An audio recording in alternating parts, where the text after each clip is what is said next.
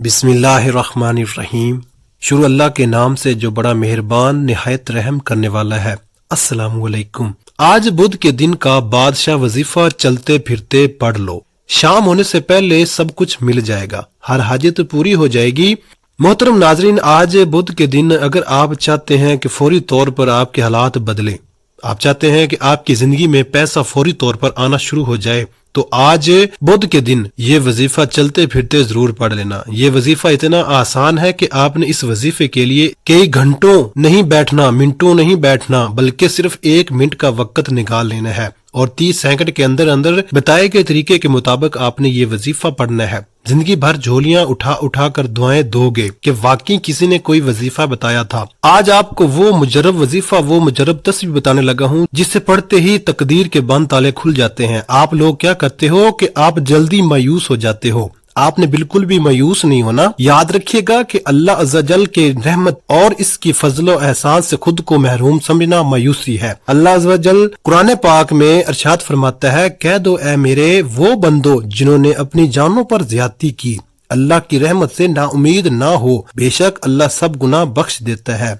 बेशक वही बख्शने वाला मेहरबान है। एक और मकाम पर अल्लाह ताला ने इरशाद फरमाया, अपने रब की रहमत से कौन ना उम्मीद हुए मगर वही हुए जो गुमराह हुए। एक और मकाम पर इरशाद होता है, अल्लाह की रहमत से ना उम्मीद ना होना, बेशक अल्लाह की रहमत से ना उम्मीद नहीं होते मगर काफिर लोग। हजूर सल्लल्लाहु अलैहि वसल्लम से सवाल किया गया कि कबीरा गुनाह कौन से हैं, तो आप सल्लल्लाहु अलैहि वसल्लम ने इरशाद फरमाया, अल्लाह अज़्ज़वजल के साथ किसी को शरीक करना, इसकी रहमत से मायूस होना और इसके खुफिया तदाबीर से बेखौफ रहना, और यही सबसे बड़ा गुनाह है। अल्लाह अज़्ज़वजल की रहमत से मायूस होकर गुनाहों में मशगूल हो जाना नाजायज, हराम और कबीरा गुनाह है। रहमत इलाही से मायूसी बाज़ सूरतों में कुफर भी है। चनाचे एक बुजुर्ग ने अपने तसनीफ में कुफरिया कलमात के बारे में एक सवाल किया। जवाब में लिखा, वो फरमाते हैं, बाज़ औक़ात मुख्तलिफ आफ़वात, दुनियावी मामलात या बीमारी के मालजात और अखराजात वगैरह के सिलसिले में आदमी हिम्मत हार कर मायूस हो जाता है। इस तरह के मायूसी कुफर नहीं, मायूसी का पहला सबब जहालत कि बंदा अपनी जहालत और कम इल्मी के सबब रहमत इलाही से मायूसी जैसे मूजी गुनाह में मुब्तला हो जाता है।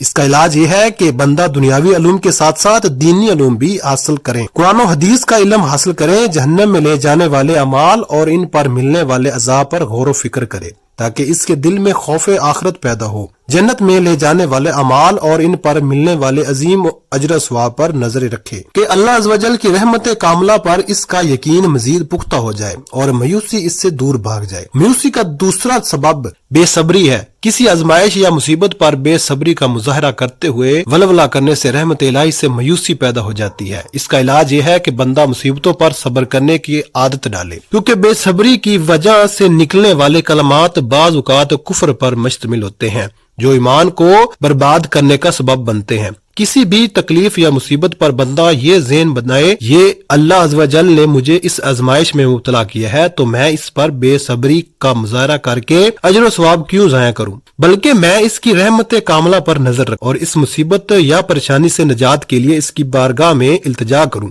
मायूसी का तीसरा सबब दूसरों की पुरअज़ाइश जिंदगी पर नजर रखना है। जब बंदा किसी की पुरअज़ाइश जिंदगी पर गौर व फिक्र करता है तो इसे अपनी जिंदगी पर सख्त तशवीश होती है। जो बंदा रहमत इलाही से मायूस हो जाता है, इसका इलाज यह है कि बंदा दूसरों पर नजर रखने के बजाय अपनी जिंदगी पर गौर व फिक्र करे, रब अज़्ज़वजल का शुक्र अदा करते हुए कुनात अख्तियार करे और ये ज़हन बनाए कि जिस रब अज़्ज़वजल ने इसे पुरअज़ाइश जिंदगी अता फरमाई है, यकीनन वो मुझे भी वैसी ही जिंदगी अता करने पर कादिर है, लेकिन ये इसकी मशीयत है और मैं इसकी मशीयत पर राजी हूँ। बंदा इस बात पर भी गौर व फिक्र करे कि जो शख्स दुनिया में जितनी भी पुरअज़ाइश जिंदगी बसर करेगा, हो सकता है कल बरोज़े क़यामत इसे इतना हिसाब व किताब देना पड़े। लिहाजा पुरअज़ाइश जिंदगी की ख्वाहिश करने के बजाय सादा तर्ज जिंदगी अपनाने में ही हम सब का भला है। मायूसी का चौथा सबब बुरी सोबत है। जब बंदा इसे दुनियादार लोगों की सोबत अख्तियार करता है जो खुद मायूसी का शिकार होते हैं, तो इनकी सोबत की वजह से ये भी मायूसी का शिकार हो जाते हैं।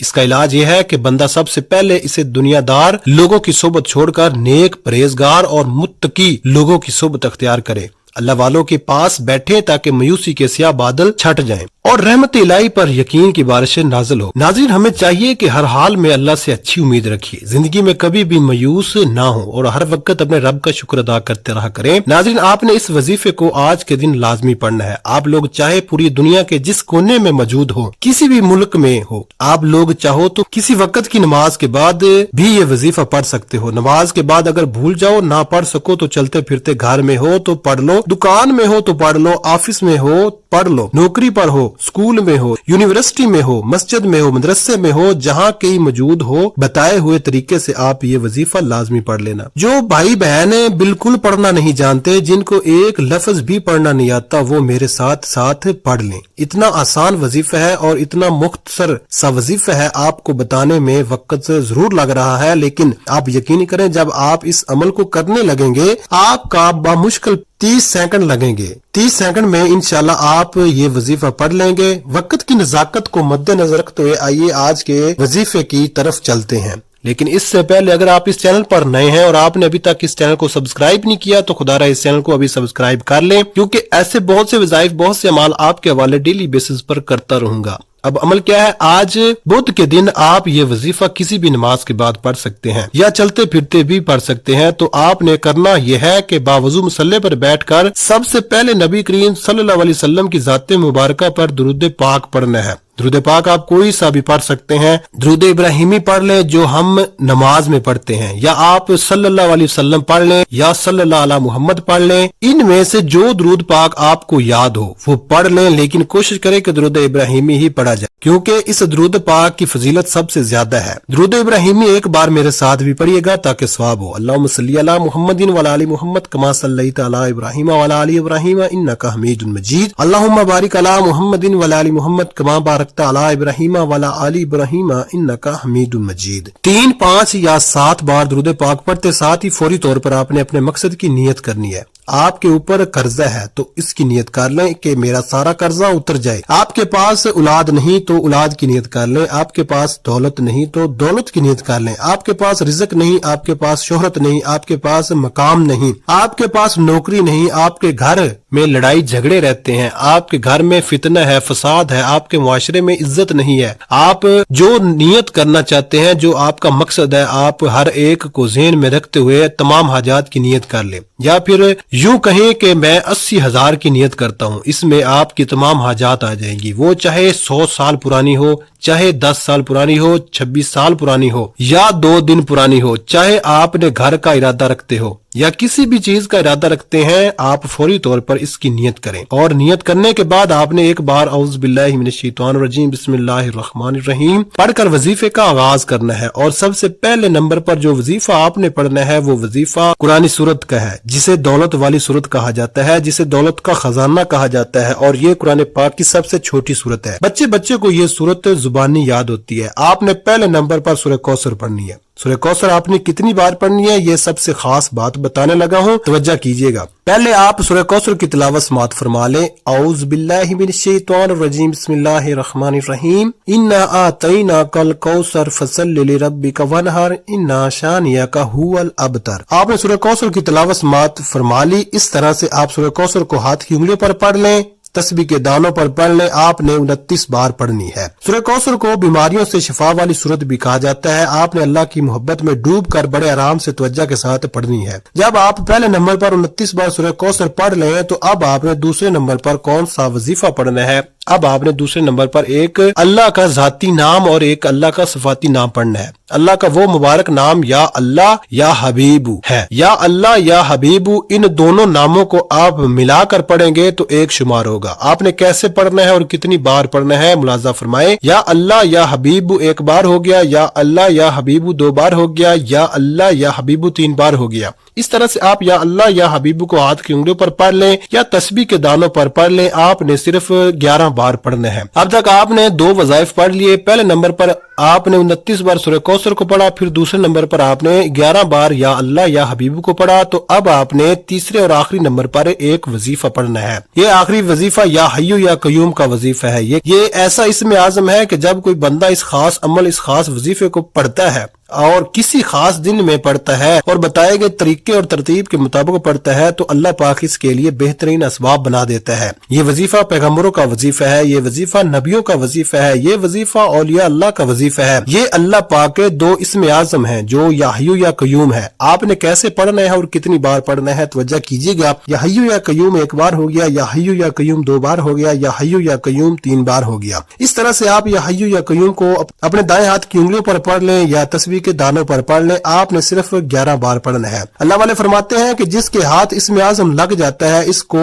مانگنا نہیں پڑتا، اس کو بن مانگے مل جاتا ہے، اس کے مقدر کا ستارہ چمک جاتا ہے، اس کے گھر کے حالات بہتر ہو جاتے ہیں، اس کے مشکلات پریشانیوں کو غیب سے ختم ہو جاتا ہے۔ جب آپ یہ تینوں مال بتائے گئے طریقے اور ترتیب سے پڑھ لیں تو اس کے بعد آخر میں پھر سے درود پاک پڑھ لیں جتنا آپ نے عمل کے شروع میں پڑھا تھا۔ اب آپ کا عمل مکمل ہو گیا۔ اس کے بعد آپ نے دونوں ہاتھ پر دم کر کے یعنی کہ پھونک مار کر اپنے چہرے پر اپنے سینے پر پھیر لیں اور آخر میں اللہ پاک سے اپنی حاجتوں کے لیے اپنی پریشانیوں کے لیے دعا مانگ لیں۔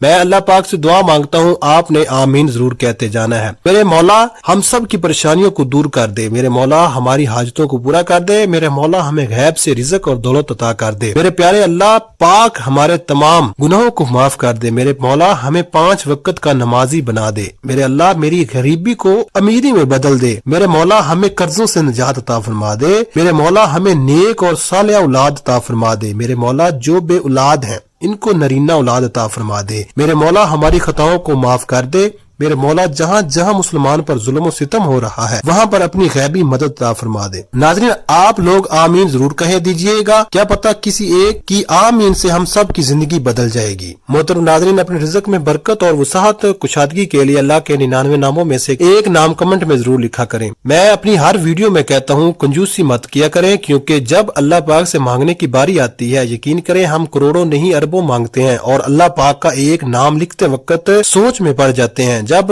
اللہ پاک نے ہی ہماری ہر مشکل دور فرمانی ہے اور بے شک وہی دور فرماتا ہے۔ دعا ہے کہ رب کریم میرا سنانا اور آپ کا سننا اپنی پاک بارگاہ الہی میں قبول و منظور فرمائے، جو مانگا مقدر فرمائے، جو نہیں مانگ سکے بن مانگے عطا فرمائے، آمین۔ ناظرین اپنے رزق میں برکت اور وسعت کے لیے اللہ تعالیٰ کے 99 ناموں میں سے کوئی ایک نام کمنٹ میں ضرور لکھیں۔ جزاک اللہ خیرہ۔ اللہ تعالیٰ ہم سب کا حامی و ناصر ہو، آمین۔ اپنا بہت سارا خیال رکھیے گا، ہمیشہ ہنستے رہیں، مسکراتے رہیں۔ ملتے ہیں کسی اگلی ویڈیو میں ایک نئے وظیفے کے ساتھ، تب تک کے لیے اللہ حافظ، السلام علیکم ورحمۃ اللہ۔